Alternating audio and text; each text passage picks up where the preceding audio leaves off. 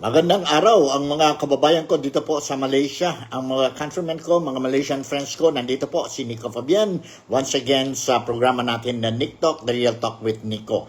And today it's July 10 na po, no? Very fast. The time is very fast, running very fast po.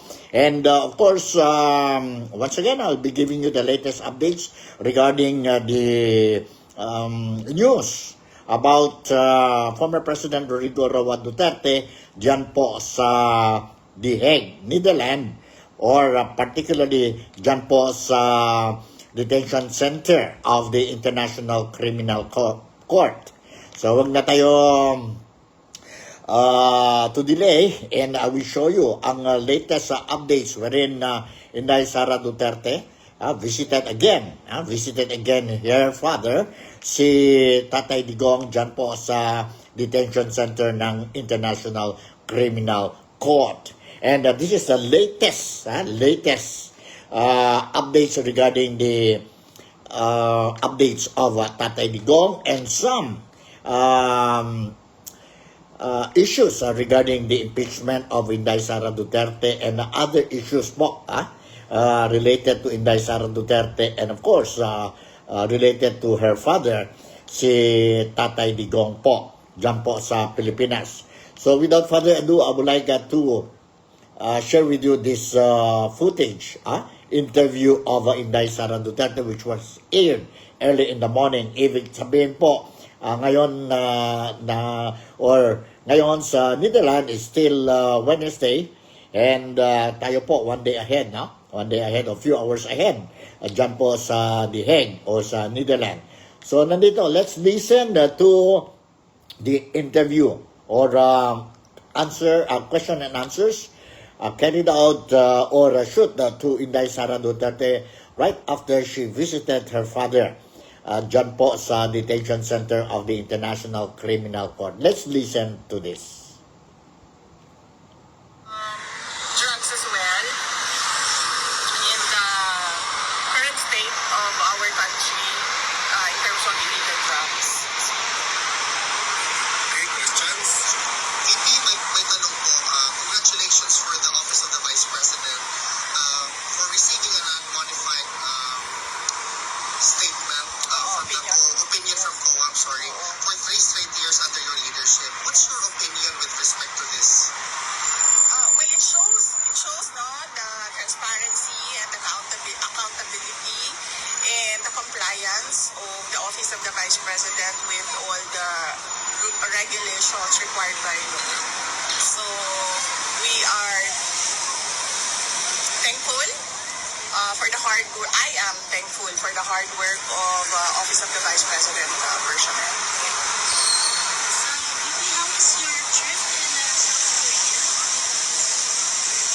I did not go to South Korea, ma'am.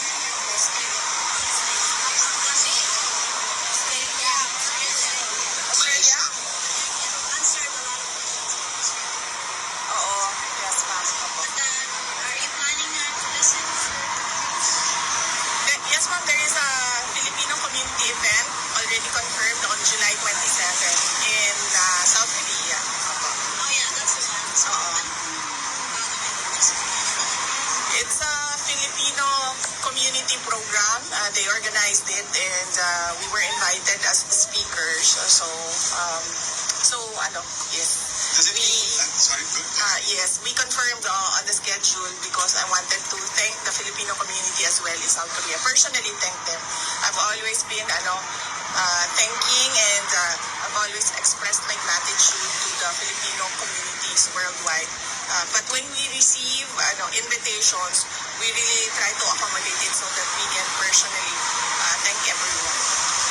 Does it mean po ba nandun po kayo sa South Korea during the SONA? Hindi. During the SONA, I'll be traveling back to the Philippines. It's the travel day from Vice President, ano po yung reaction ninyo?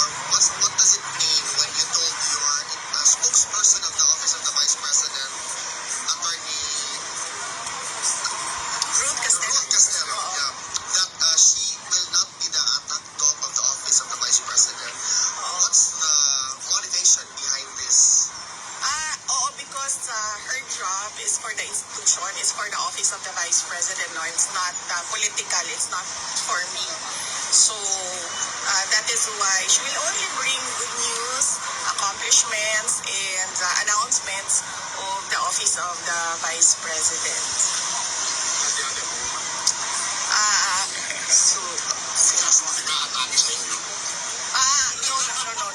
no, we do not want to besmirch the reputation of our office.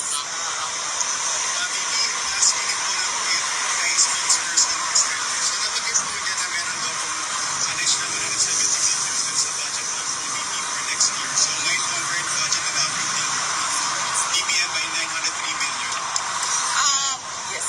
Sabi po ni spokesperson Castelo, for additional employees daw and other IT equipment, yung sa bus na yun. So, saan po gagamitin exactly yung IT equipment? So, ano po yung purpose ng additional employees? It is best since the office of the Vice President already has a spokesperson, no, and she has been allowed to discuss matters regarding everything about the office. So let's just direct questions to her when she does her press con. She will conduct a regular press con. I know this question has been asked many times.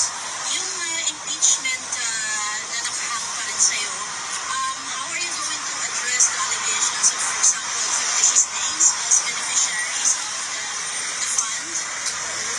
It can be very well addressed during trial. So our lawyers are preparing for the trial and collecting pieces of evidence and gathering affidavits from witnesses that they will present during trial. But let me just say this, no, na I think it is wrong for everyone to pick up as truth or as a fact all the pronouncements of the members of the House of Representatives, particularly with fictitious names, because there are rules in intelligence operations, and you already heard some of intelligence people who work in intelligence say that aliases are often used in intelligence operations. So, yun. So it can be deduced that the fictitious names are not real names, but aliases. That can be discussed during the trial, ma'am. I do not want to elaborate on intelligence operations. We have an intelligence expert on our side, two actually, who will be our research persons. So, let us wait for the trial. And as I said yesterday, if there is no trial, then I will answer it publicly. But I just want to wait what will happen to the articles of impeachment. Kung regarding naman po sa case ng inyong aba, so yung defense team po, si Attorney Kaufman, he seeks to present po yung Senate findings yung committee po, or ng panel po ni Senator Amy Marcos. So napag-usapan po ba ninyo yun ni Senator Marcos nung magkasama po kayo sa Malaysia? Tsaka sa tingin po ninyo, ano po ba magiging epekto nitong paggamit ng kung papayagan po magamit itong panel report dun sa ICC case? I've not discussed the findings of the committee of Senator Mike Marcos with her. I do not know. They had a private meeting. Attorney Kaufman and Senator Marcos had a private meeting here in The Hague when she came for the rally. And I do not know what they discussed. And Attorney Kaufman is careful as well on what he discusses with me because there are some things, there are many parts of the defense strategy that are confidential and are privileged between the lawyer and the client. Gusto mo pala yung inaayos ng vote-taking for mayor, your father, Mrs. Dennis. Hindi po ako nag-aayos ng outtaking niya, ma'am. Inaasikaso po yun ng kanyang mga abogado sa Pilipinas. So hindi ko po alam kung anong update ng mga lawyers niya sa Pilipinas. At dito po ako para bumisita kay dating Pangulong Rodrigo Duterte at magpakita ng support at Maybe last question. There's very little evidence here Castro na half of the evidence po is blanco na mga parang there's a drugs-free daw po pilitin kasi masyado daw makapanin ng mga list pero half of that is empty. Ano po masasabi niyo? Well, it's not surprising coming from the administration, no? They fabricate many things and many accusations. So I would not be surprised if they fabricate data with regard to the drug situation.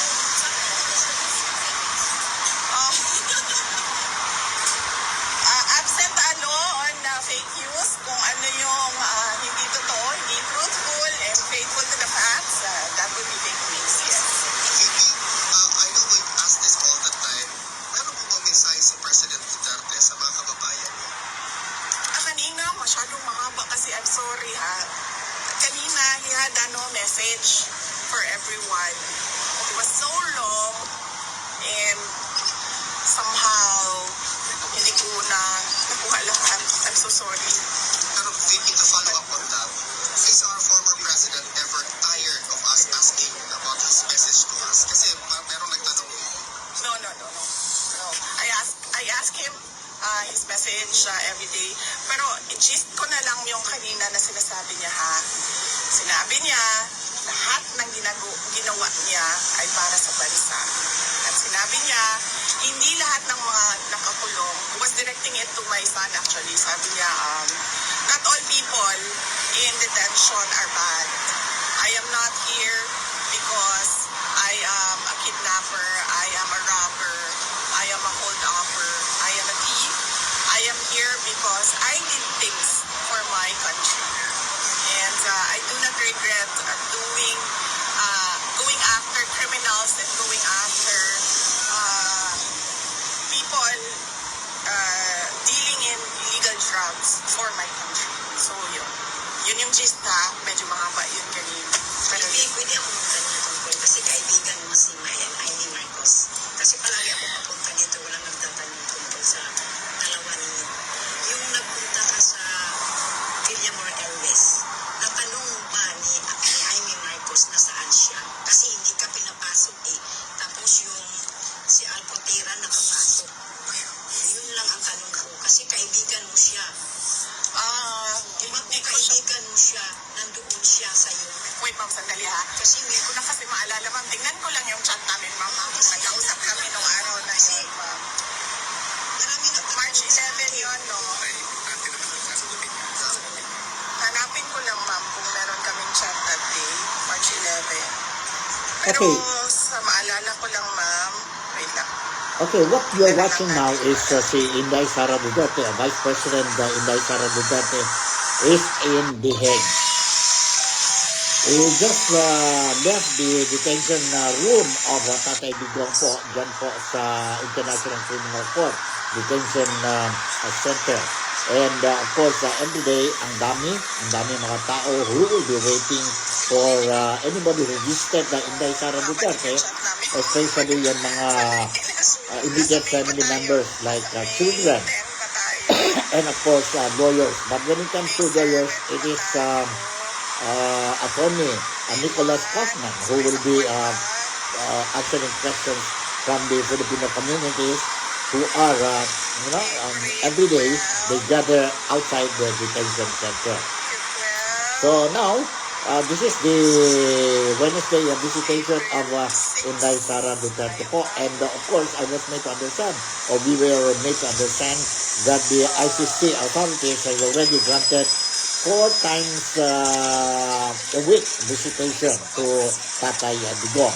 March 11.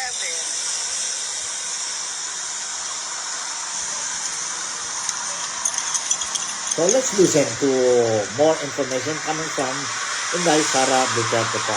Dito po sa recorded footage that I prepared for all of you.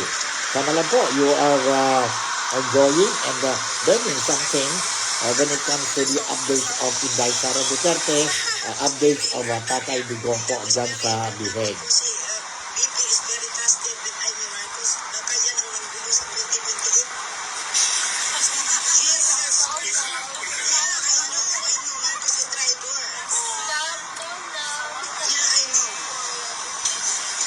Wala kami during the ma'am. That is very important, BP. Wala, ma'am. Wala kami. Hindi mo siya natanong. Actually, natanong, ma'am, kung Nasaan siya, pwede kaibigan? nasaan siya. Hindi ko siya natanong nun, ma'am. Bakit hindi siya doon sa Villamor Airways kung tapat siya sa iyo, tapat siya sa mga Duterte? Kasi nakipag-alit na siya sa iyo, naging kaibigan mo na ngayon. Ma'am, Tapos wala siya sa Villamor Airways. hindi naman ako, hindi ako spokesperson ni Senator Amy Marcos. Pero, in fairness to her, ang dami nang wala doon sa Villamor Air Base, ma'am. Ang dami talaga na nagsasabi na para kay President Duterte sila at sumusuporta sila kay President Duterte, pero wala sila doon sa Villamor Air Base at all. Pero ang girlfriend, Next question. Wait lang, ma'am, chismis. Sino ang girlfriend, Next ma'am? question.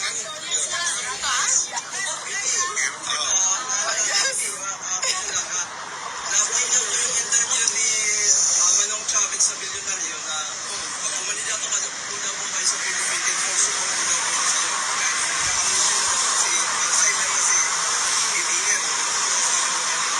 Well, nagpapasalamat ako kay former Governor Chavez Singson. In fact, tumatawag siya sa akin twice bago yan lumabas ang interview. Tumawag siya sa akin. Twice ko din na hindi nakatanggap yung call niya, na miss call lang siya.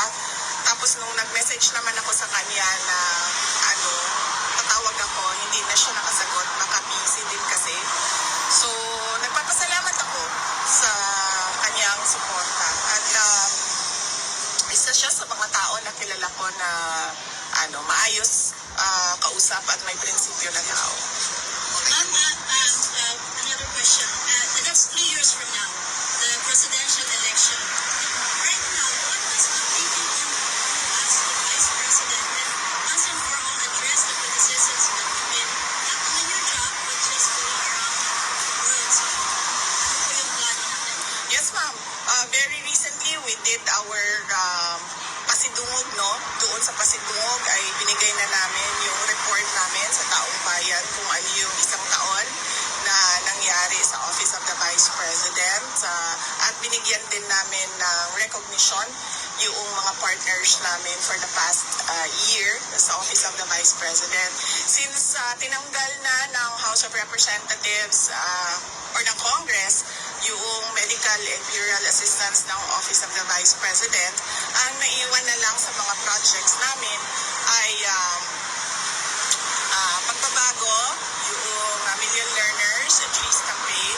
This is a campaign for education targeting 1 million school children by 2028 and targeting 1 million trees by 2028. And then ang next namin is ang Magnegosyo Taday namin. This is targeting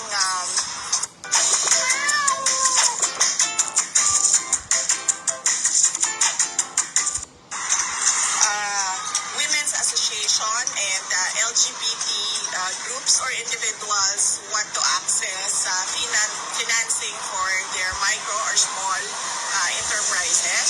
And then ang next is we still have our disaster operations center. Yun sila, araw-araw yun nagbibigay ng tulong namin kapag merong sunog, may baha, merong evacuees dahil sa pagsabog ng vulkan or dahil sa bagyo, kung ano man yung problem doon sa area of responsibility nila.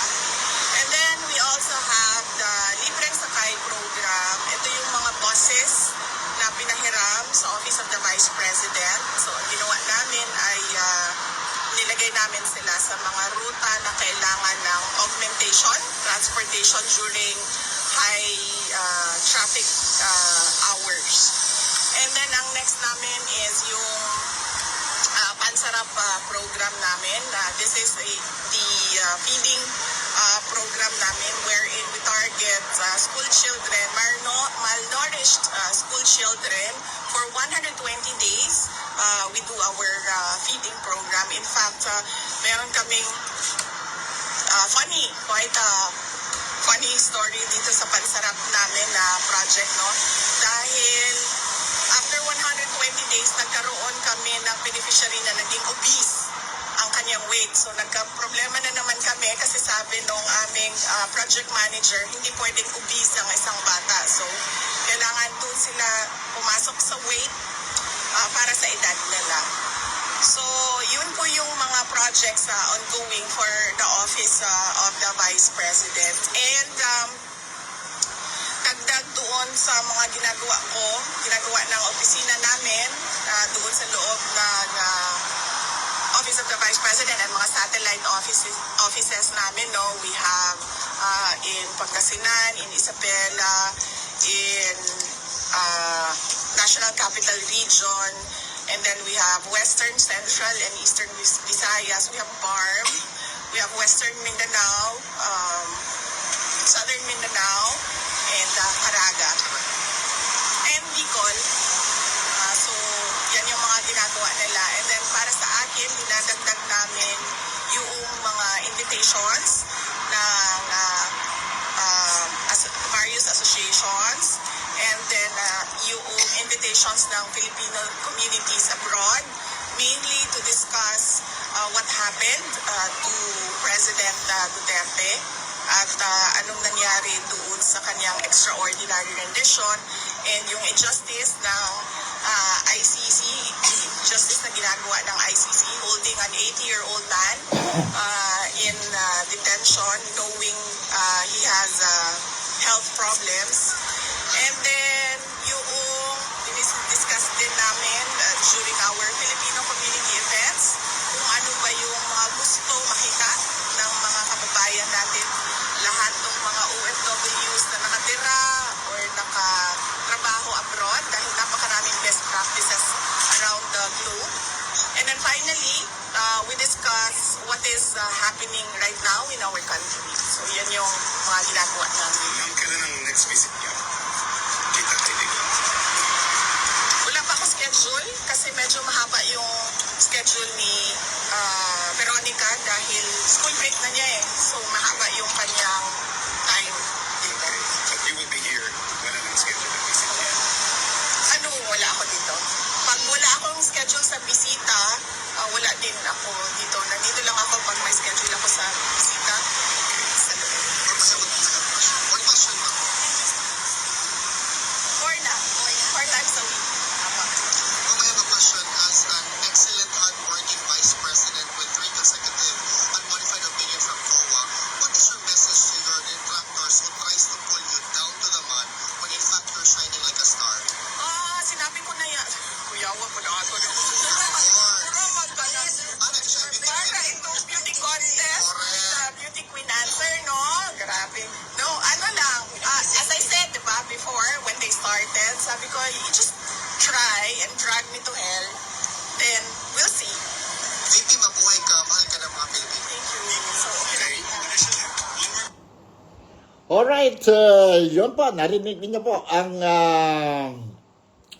mga revelation statement ni Inday Sara Duterte po, direct dyan po sa The Hague. She just visited si Tatay Digong po kasi schedule siya ngayon po, Wednesday, ang visitation niya kay Tatay Digong. And after the visitation, after the visit, she went out and nandyan po ang mga Filipinos and she answered questions po. And if I'm not mistaken, or based on what we heard from Inday Sara Duterte po, the next visitor will be Veronica or si Kitty po, no? Si Kitty. So, let's see. Nandito lang po ako. And stay tuned lang kayo po sa programa natin na Nick Talk, The Real Talk with Nico, because any updates regarding Inday Sara Duterte, regarding Tatay Digong po, dyan po sa International Criminal Court, I will be feeding you with itong mga footages, news po, updates regarding si Inday Sara Duterte, si Tatay Digong, and other breaking news in the Philippines po, particularly those related sa politics po. Sa politics. Ingat-ingat lang tayo po sa typhoon dyan sa Manila. I was made to understand that today, some areas in the Philippines was declared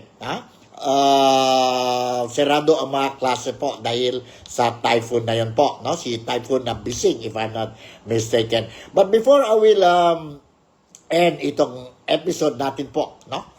For today, July 10, I just want to share with you another news article which I got it from Inquirer.net po. Itong also related with Inday Sara Duterte, also related sa Office of the Vice President. The heading of this news article is OVP gets unmodified opinion from COA for a fiscal year 2024. If I'm not mistaken, and I was made to understand this is the third year wherein the Office of the Vice President got this unmodified opinion from the COA. Unmodified po, ibig sabihin, walang problema ang mga reports nila sa COA, transparency, in order ang mga ang mga reports nila sa COA for auditing po, no? Unmodified. Anyway, okay, let me share with you some details of this news article. Nandito po, you listen to this. The amid allegations of his purported misuse of confidential funds, or CF, the Office of the Vice President, OVP, has received an unmodified opinion from the Commission on Audit, or COA, for fiscal year 2024. An unmodified or unqualified opinion is issued when the auditor concludes that the financial statements are prepared in all material respects per the applicable financial reporting framework. In a letter addressed to Vice President Sara Duterte, the Commission said that it has audited the financial statements of her office, including financial performance or revenues and expenses, cash flows, how the fund was spent, statements of changes in net assets, equity, as well as a statement of comparison of budget and the actual amounts as of December 31 last year. In our opinion, the accompanying financial statement present fairly in all material respects the financial position of OVP as at December 31, 2024. A copy of the COA's letter released to the media on Wednesday read, according to the COA, it conducted its audit following the international standard of Supreme Audit Institution. So maganda po. That's a good news. Na? We believe that our audit provides a reasonable basis for our unmodified opinion, the Commission said. However, the COA clarified that an unmodified opinion does not necessarily mean that there were no misstatements found during the audit, nor there were no uncorrected misstatements as at year-end. To recall, the OVP likewise received an unmodified opinion from COA in 2023. For 2022, the Commission also issued the same remark for the OVP, which was headed by former Vice President Leni Robredo until Duterte took over in June of this year. So yan po ang latest updates natin po or regarding the news dyan po sa Office of the Vice President. When it comes to the impeachment trial of Inday Sara Duterte, let's wait until end of this month lang po, no? We heard a lot of people giving their sides or how they understand the law, no? But sa bottom line yan po, let's wait until after the SONA of Ferdinand Bongbong Marcos Jr. scheduled on July 28, after which then siguro July 29 mag-start na po kung matuloy ang impeachment trial ni Inday Sara Duterte. So in the meantime, siguro hanggang dito lang ang Nick Talk, The Real Talk with Nico. Once again, I would like to say salamat pagi, salamat patang, and salamat malam to all ang mga kababayan ko po dito sa Malaysia, particularly dito po sa Sabah, East Malaysia, and very specific dito po sa Kota Kinabalu City, the lone city of Sabah. As well as this program is also intended or designed for our kababayan po sa mga overseas Filipino workers, senior citizens po, not only dito sa Malaysia but also elsewhere sa mundo po. And of course, ang mga kababayan natin po dyan sa Pilipinas. So with this, I would like to say thank you very much for making me a part of your day-to-day.